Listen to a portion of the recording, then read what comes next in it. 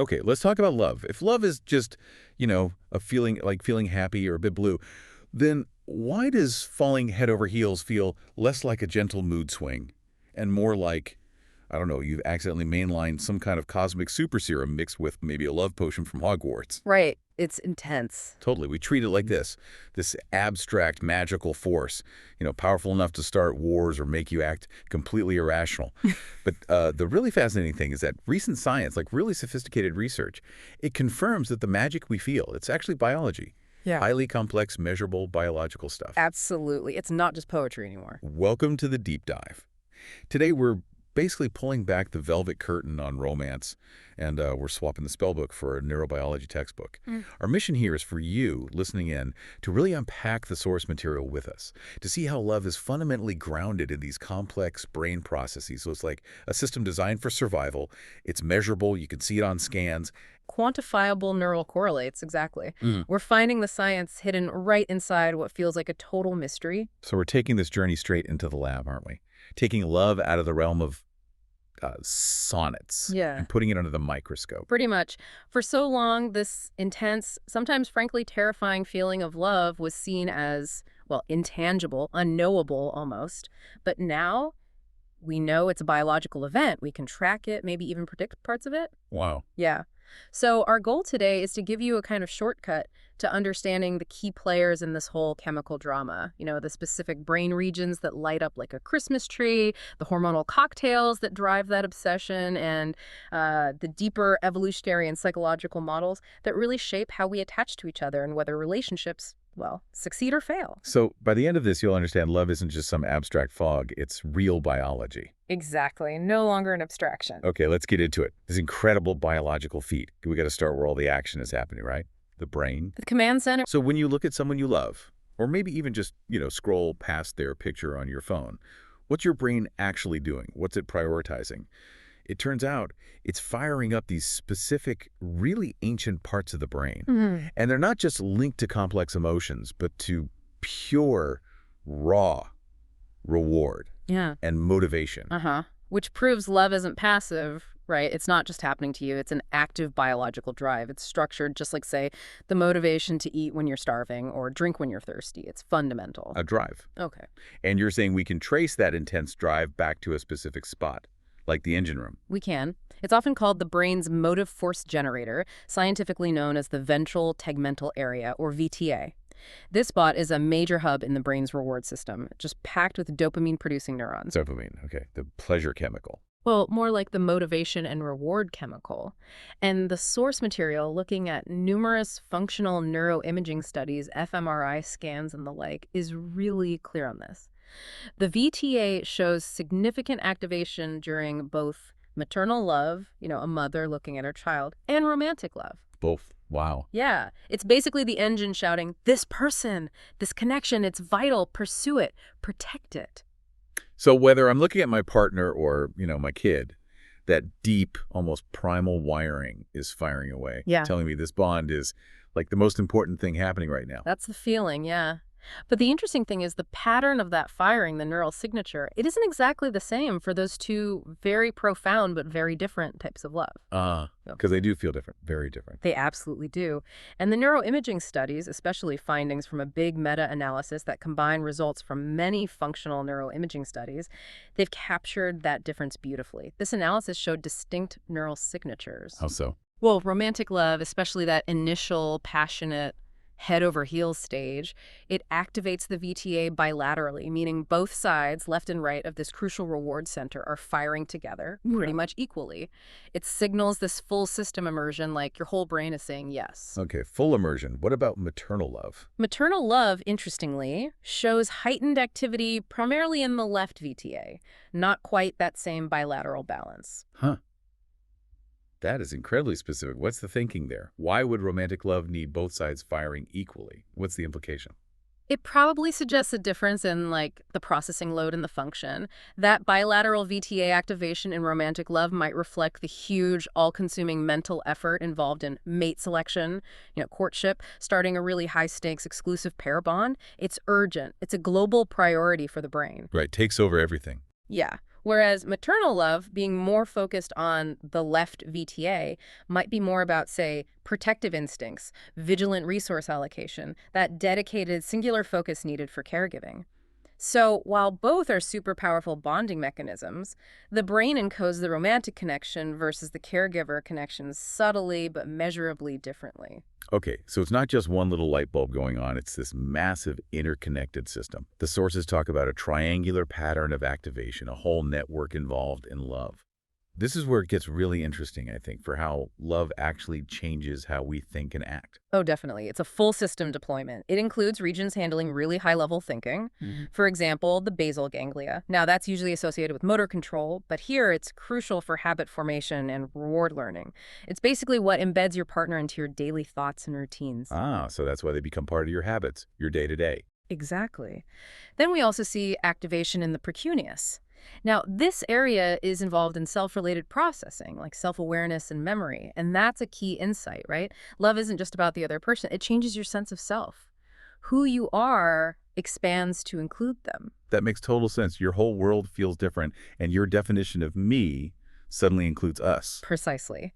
And then finally, there's the temporoparietal junction, the TPJ. That's activated too, and it handles social cognition, understanding others' perspectives, empathy. So suddenly, you're putting enormous cognitive effort into understanding your partner's mind, their intentions, their needs.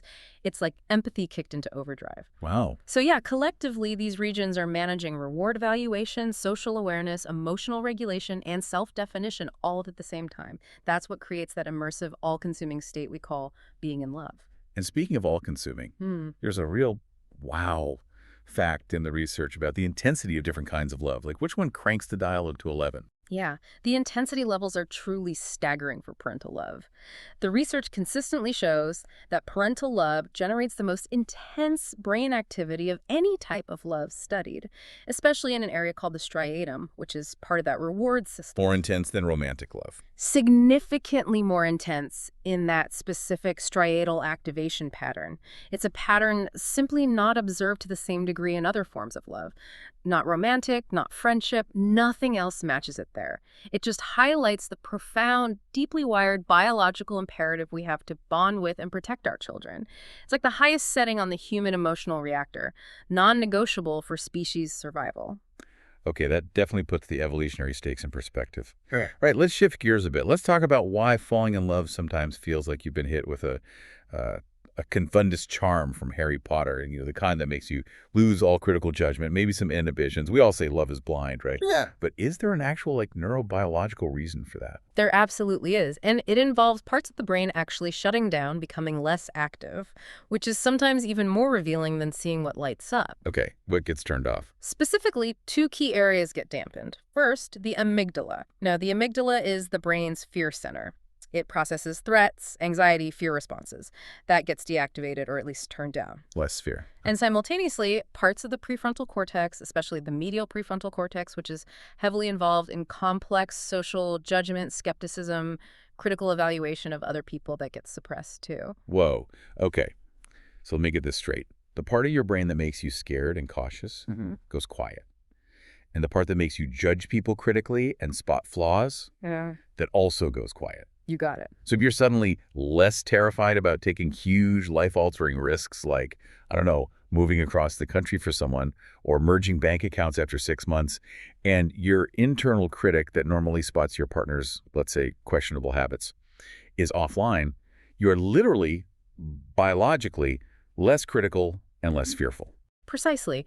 This biological override gives us a really solid neurobiological basis for that whole love is blind phenomenon. Lovers genuinely seem less fearful, less critical, sometimes completely oblivious to things their friends or family see as, giant red flags. Yeah. The brain, in those initial stages, seems to prioritize forging the bond over exercising caution and critical assessment. It's almost like evolution built in a temporary short circuit to make us commit before our sensible, critical brain could talk us out of it. Okay, so if the brain regions are like the control panel, then the neurochemicals, they're the rocket fuel, right? And maybe also the super glue that holds it together later. That feeling of infatuation, it's so euphoric, so consuming. I mean, if you describe the symptoms to a doctor without context, they might think you'd overdosed on something. You're not wrong, and the science backs that up. That intoxicating feeling is dangerously close, chemically speaking, to dependency. Really? How close? It's incredibly close. Dopamine is the main player here. It's the primary neurotransmitter driving not just the euphoria, but critically, the addictive qualities of early love. Addictive, like actually addictive. Yes. The sources draw a very strong, evidence-based parallel that should really make everyone pause. When people in love view photographs of their beloved, the dopamine-rich areas in their brain activate in patterns that are strikingly similar to those seen in individuals experiencing acute cocaine or alcohol addiction. Wow. Okay. That's intense. So we're talking about a natural high, basically, that mimics hard drugs. Yeah. A powerful survival-level motivation loop. Exactly. So that intense craving to see the person, the sheer euphoria when you're with them, and then the awful crash, the despair when they're absent, it all maps onto the cycle of craving, intoxication, and withdrawal seen in addiction. It really does sound like withdrawal sometimes. That's the addiction mechanism in action. The dopamine flood creates what's called a reward prediction error. Basically, your brain gets a reward seeing or being with your beloved that's even better than it expected.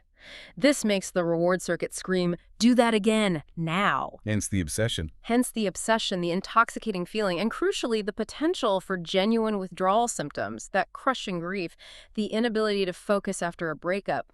That has a real neurochemical basis similar to withdrawal from a substance. And this isn't just a casual comparison like a metaphor. This is backed by solid data. Oh, absolutely. There was a major meta-analysis comparing, I think it was 21 neuroimaging studies specifically on romantic love against 28 studies on addictive disorders. And they found these striking, measurable similarities in brain activation patterns across the board. It strongly supports thinking about love, at least early love, as a form of natural addiction. It's an adaptation, sure, but its underlying mechanism looks almost identical to chemical dependency pathways. Mind blown. Ah. Okay, so dopamine explains the high, the addiction. But what about the other side of early love? The slightly darker side? The obsessive part? You know, the constant phone checking, the intrusive thoughts that loop endlessly, the almost paralyzing preoccupation with what the other person is doing or feeling? What chemical is turning us into, like, amateur stalkers? That brings us to serotonin. And its role here is really unexpected, almost counterintuitive. In those early stages of romantic love, that intense infatuation phase, serotonin levels actually decrease. They drop significantly. Decrease. I thought serotonin was the feel-good chemical. It is involved in mood regulation, but low levels are also strongly associated with obsessive thinking. In fact, the serotonin levels in people newly in love drop to levels similar to those found in patients diagnosed with obsessive-compulsive disorder, OCD. You're kidding. So on top of being high on dopamine like a lab rat hitting a lever, we're also chemically imbalanced in a way that mimics a serious anxiety disorder. Pretty much sums it up, yeah. Okay, that explains the fixation. You're literally in a temporary love-induced state of obsessive thought. Yeah. Your brain just can't stop running the beloved program. Exactly. Those low serotonin levels are thought to be a key reason for the intrusive, preoccupying thoughts. It's like evolution's way of making absolutely sure that this new person remains your primary, inescapable focus, crowding out other concerns. Wow, okay. And as if that wasn't enough of a roller coaster, the body apparently treats this whole thing like a five-alarm fire. It kind of does. Cortisol, which is the body's main stress hormone, actually increases significantly during the initial phases of romantic love. More stress, why? It suggests the body perceives falling in love as a kind of high-stakes, destabilizing event, a physiological crisis almost, something that requires mobilizing all available resources to cope with the intensity and the uncertainty. So let me get this right. While we're flying high on dopamine, obsessing like someone with OCD due to low serotonin, our internal stress system is screaming, "Red alert! Battle stations, deploy all resources." It's just designed chemical chaos. Chaos by design, that's a good way to put it. But obviously, that kind of chaos can't last forever. You can't build a stable life on that. So how does the body transition from that intense, unsustainable state into something that can actually build a home, raise a family, last for decades? Yeah, how do we get from chemical chaos to comfortable couch cuddles? That's the beautiful shift from passion to attachment. And it's mediated mainly by the dynamic duo of bonding chemicals, oxytocin and vasopressin. Ah, oxytocin, the love hormone, right? The cuddle chemical. That's the one. Oxytocin is released during physical intimacy, hugging, sex, but also during childbirth, breastfeeding, and other deep social bonding moments. Its main job seems to be promoting trust, empathy, and that warm feeling of emotional connection. It's like the gentle binding agent that builds security and closeness. Okay, oxytocin sounds lovely, warm fuzzies. But that doesn't sound like enough to, say, defend the relationship, right? To make it stick long-term against challenges. No, probably not on its own. That's why it works in this complex, integrated partnership with another hormone, vasopressin. Vasopressin.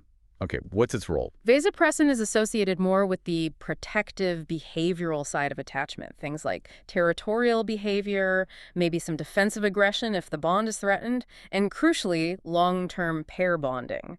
It's sometimes linked to what biologists call mate guarding. Mate guarding. Okay, Right. so oxytocin is the I feel close to you hormone, and vasopressin is more the you're mine and I'll defend this bond hormone. That's a pretty good way to think about the distinction, yeah. Oxytocin for the feeling of closeness, vasopressin for the drive to maintain and defend the unit, protecting it from both external threats and maybe even internal temptations to stray. That makes sense.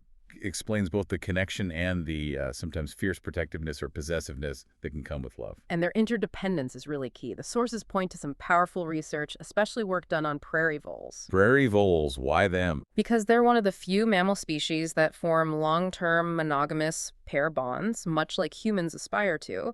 And studies on them showed that if you wanted to significantly reduce their social bonding behaviors, blocking just oxytocin receptors wasn't enough. Blocking just vasopressin receptors wasn't enough either. You had to block both oxytocin and vasopressin receptors simultaneously to really disrupt the bond. Wow. So it takes disabling both systems to break that bond. Exactly. It shows they function together interdependently to create and maintain that secure, stable, long-term pairing. It's a two-part system for attachment security. That's a powerful demonstration of biological teamwork. It really emphasizes that long-term love isn't just about soft, fuzzy feelings. It involves mutual vigilance and defense of the partnership. Okay, so what happens chemically once the initial fireworks show kind of fades and you settle into, hopefully, a decades-long partnership? The chemistry must change again, right? It feels less like a crazy roller coaster and more like a warm, reliable fireplace. That sustained comfort, that feeling of security and well-being in a long-term relationship, that seems to be mediated more by endorphins. Endorphins, Yeah. like runner's high. Similar chemicals, yeah. Natural opioids produced by the body.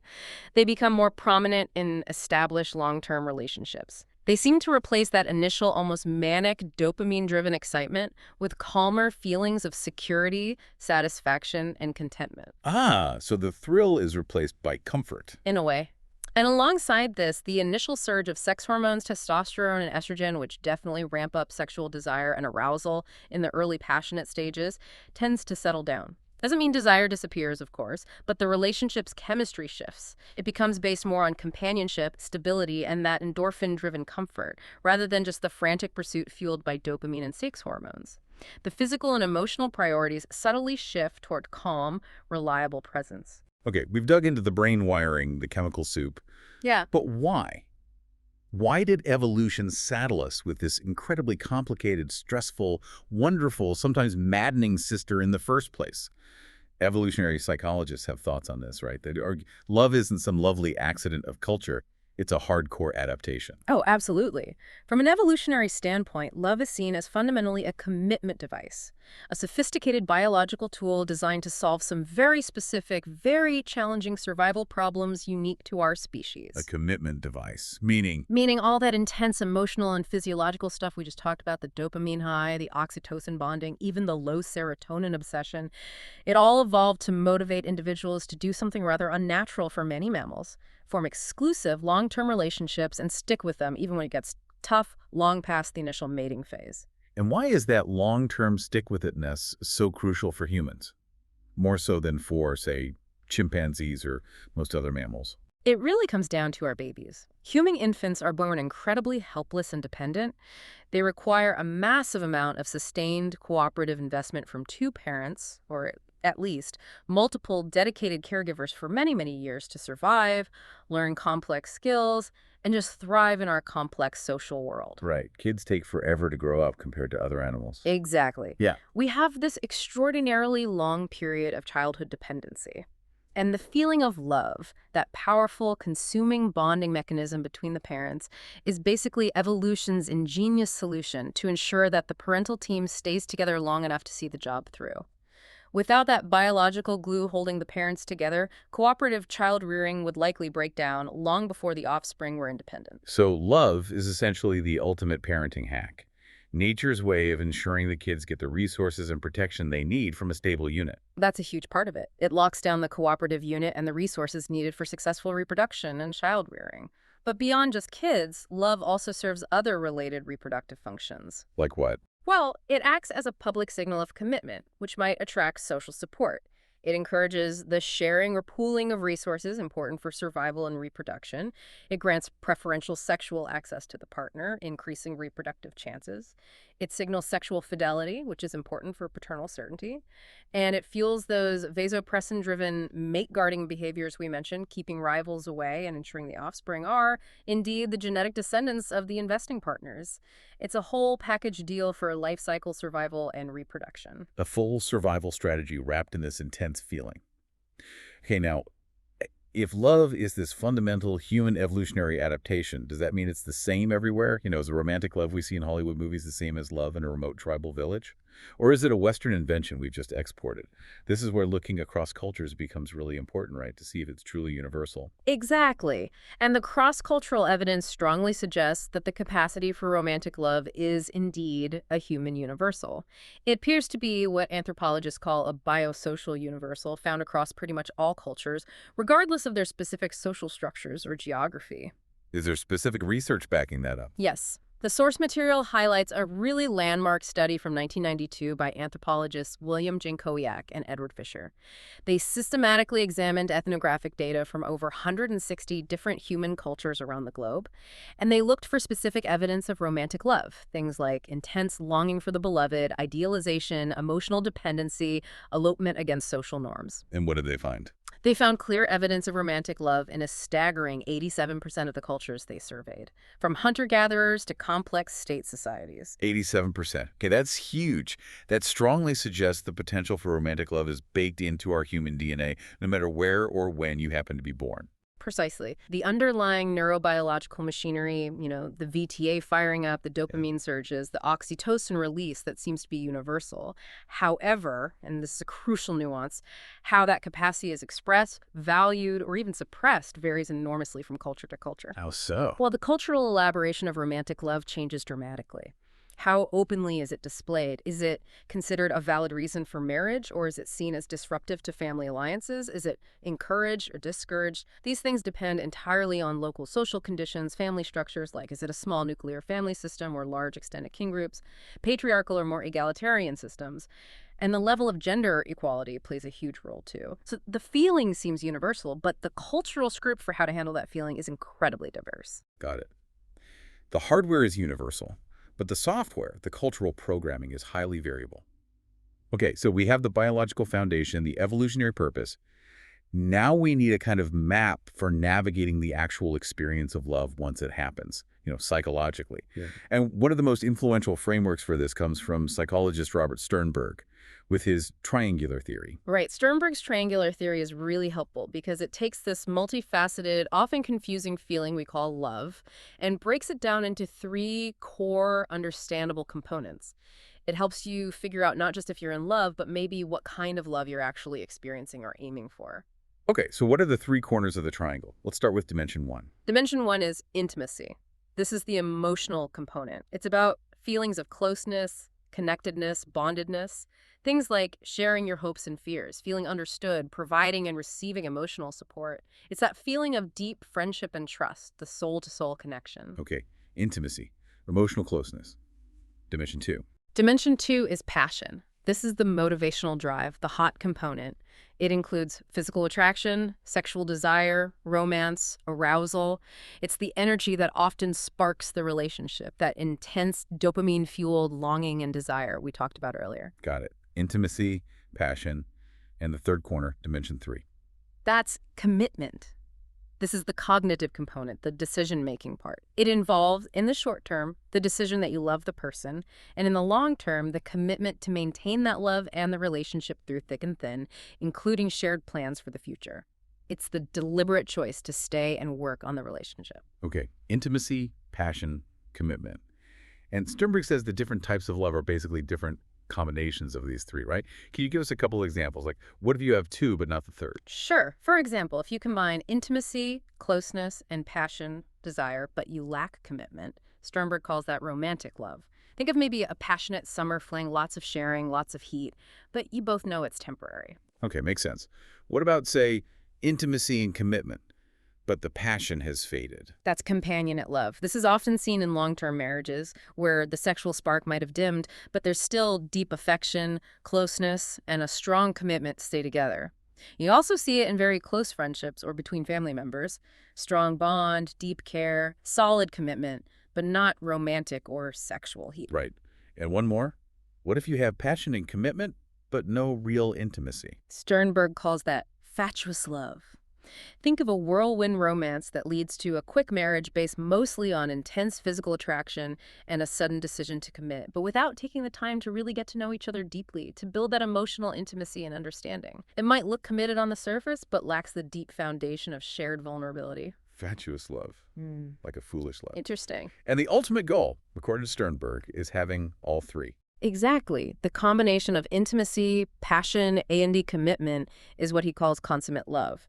That's the complete form of love many people strive for, though he acknowledges it can be hard to achieve and even harder to maintain over time. It definitely provides a useful framework, a kind of blueprint for thinking about relationships. Speaking of blueprints, we often like to think we choose our partners freely, based on that magic chemistry or shared interests. But there's another really important psychological theory suggesting our ability to even form these deep attachments in adulthood is heavily influenced by our very first relationships way back in childhood. This brings us to attachment theory, particularly the work of Hazan and Shaver. Yes, this is absolutely crucial. This is where the childhood blueprint really comes into sharp focus, showing how the foundations for our adult romantic relationships are often laid down in infancy and early childhood. Attachment theory, building on the work of pioneers like John Bowlby, was extended by researchers like Cindy Hazan and Philip Shaver to adult romantic relationships. They conceptualize romantic love not as some entirely new, unique adult thing, but fundamentally as an attachment process, one that mirrors, in many ways, the dynamics between an infant and their primary caregiver. So how we learn to connect with our parents or main caregivers literally shapes how we connect with romantic partners later on. That's the core idea. Our earliest experiences with caregivers, whether they were consistently responsive, inconsistently available, or perhaps rejecting, create internal working models of relationships. These models shape our expectations, our beliefs about ourselves and others, and our behaviors in all our subsequent close relationships, especially romantic ones. And Hazan and Shaver identified three main patterns or styles of attachment that tend to carry forward into adult life, right? Can you walk us through those? And maybe more importantly, what do they actually mean for how relationships tend to play out, the so what for the listener? Absolutely. The three primary styles they focused on are secure, anxious, and avoidant. Let's start with secure attachment. This is generally seen as the adaptive ideal. Okay. What does secure look like? People with a secure attachment style are typically comfortable with both intimacy and interdependence. They trust their partners, they feel worthy of love, they can seek support when needed, but also give space. They generally had caregivers who were reliably available and responsive to their needs in childhood. And the so what? Secure attachment is overwhelmingly associated with better relationship outcomes, higher satisfaction, greater longevity, better conflict resolution, better overall mental health. They trust the bond and feel safe within it. Okay, that sounds like the goal.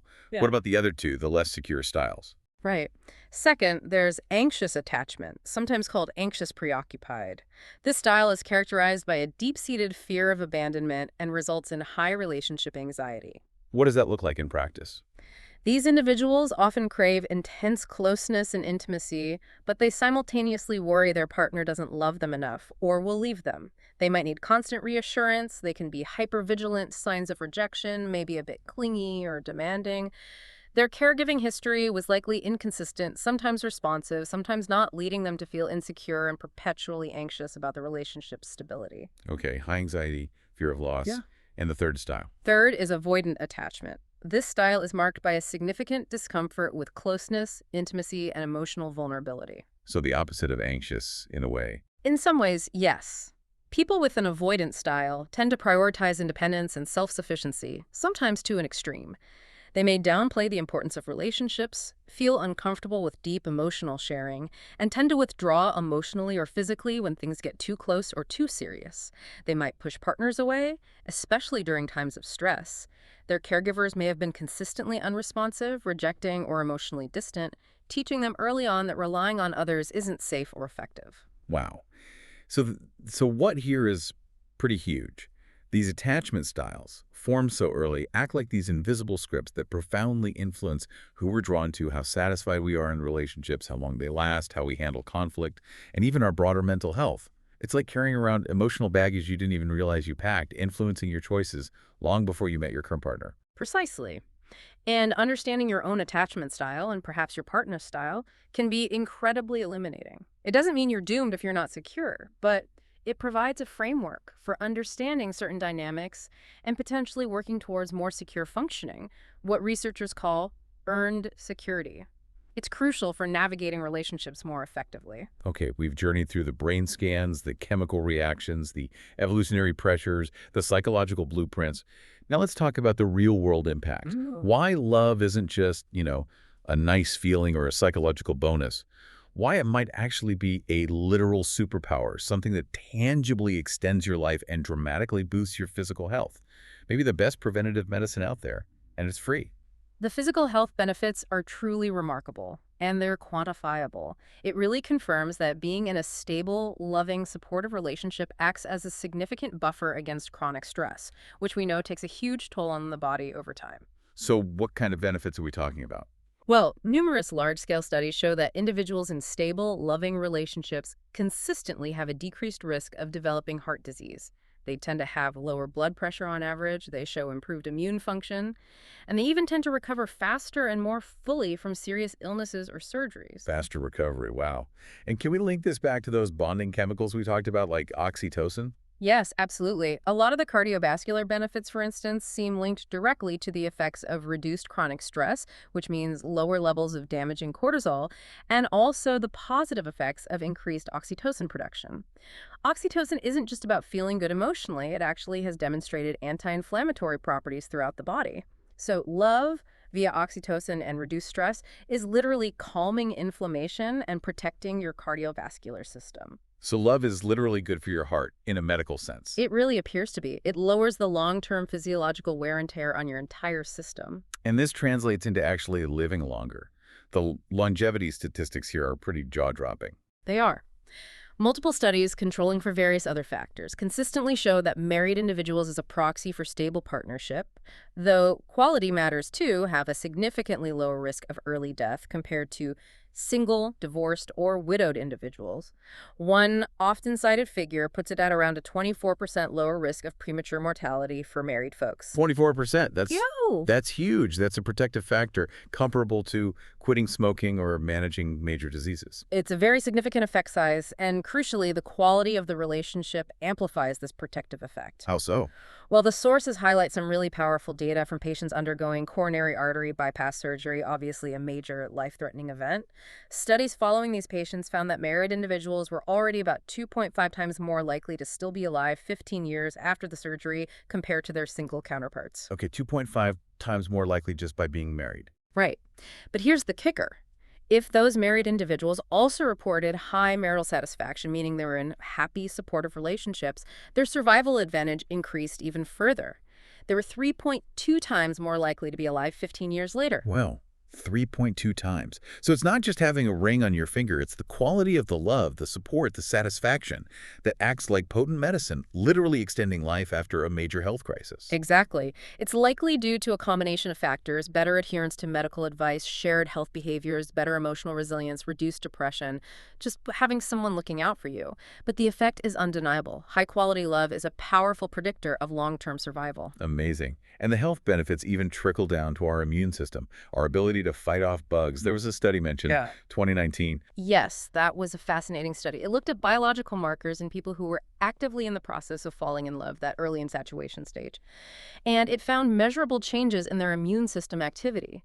Specifically, changes that actually paralleled the kind of protective responses the immune system mounts when fighting off certain viral infections. So falling in love, kind of, primes your immune system, Yeah. makes it more vigilant.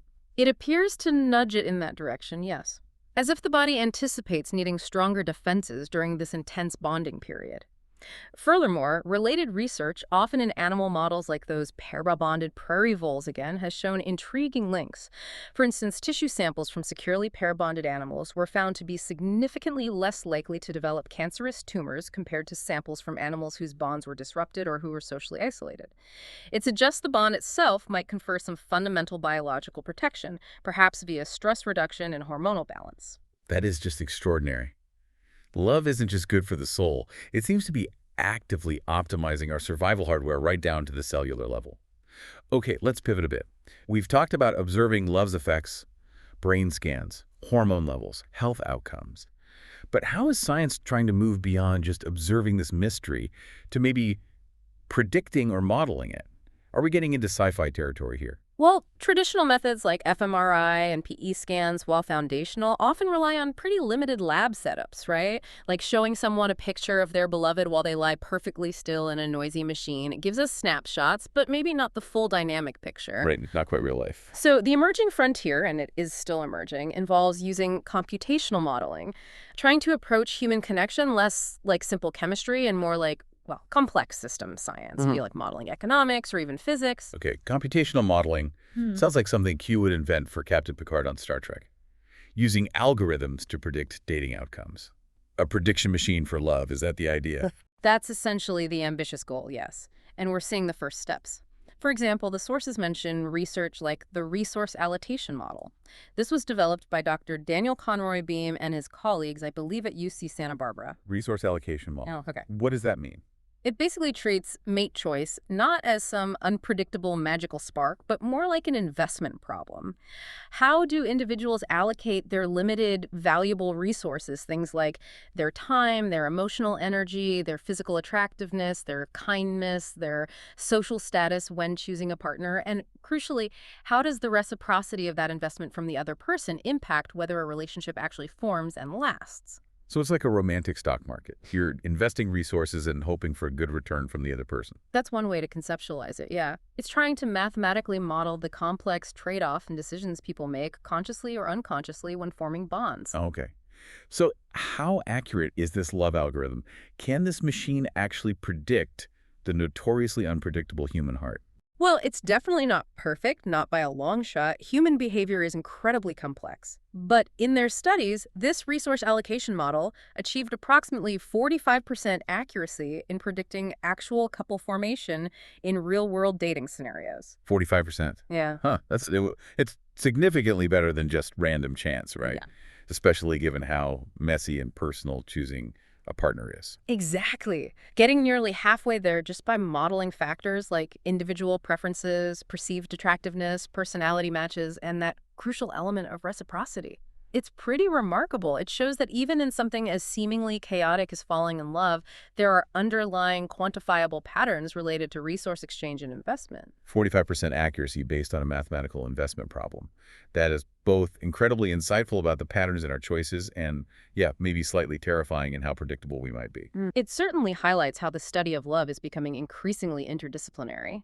We're pulling together insights from neuroscience, psychology, computer science, economics, even evolutionary biology, to try and get a handle on this incredibly complex phenomenon. And looking even further ahead, the next real frontier seems to be diving deeper into the molecular biology. Molecular biology, like down to the genes. Exactly. Future research is focusing more and more on the genetic level, examining, for instance, specific genetic variations in the receptors for oxytocin and vasopressin. Do slight differences in these genes make some people more predisposed to strong bonding than others? And also looking at epigenetic mechanisms. Epigenetics. Yeah. That's about how our environment can change how our genes work, right? Without changing the DNA code itself. Precisely. How early life experiences, like the quality of that crucial infant-caregiver relationship we discussed with attachment theory, might actually turn certain bonding-related genes on or off through epigenetic modifications. This could potentially impact our capacity for forming secure, loving relationships much later in life. Whoa. So our potential for love might be shaped not just by the genes we inherit, but by how our earliest environment literally sculpted the activity of those genes. The future of love research is really moving from the big picture of brain regions down to the tiniest molecular switches. It seems to be heading that way, yeah. Integrating all these levels of analysis is the next big challenge.